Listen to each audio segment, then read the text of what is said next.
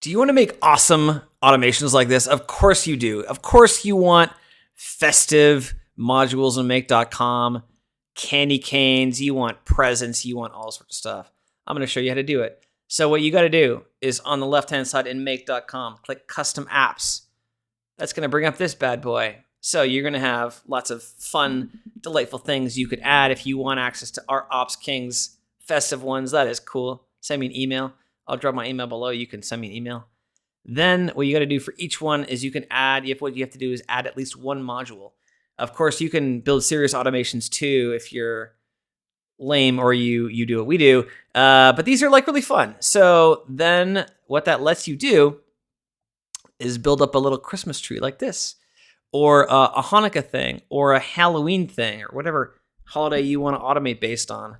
And by the way, I mean, this is a joke video, but if you want serious automation stuff, subscribe to this channel, like a video or something, and I'm sure you can find something that is useful for you. We build stuff in less bedazzled ways every day for businesses. So hope you found this fun. Enjoy the rest of your week. Peace out.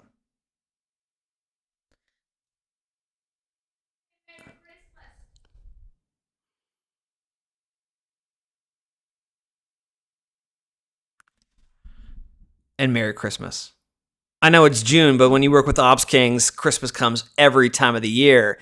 And I'm going to show you how to make our festive Christmas stuff, right? Christmas angels. We got some candy canes here. We got some presents. Of course, these are all custom modules in make.com. And above and beyond just making goofy Christmas stuff, you actually can build custom modules for useful things as well. But I'm going to show you the fun way because that's kind of neat, right? That'll get your feet wet.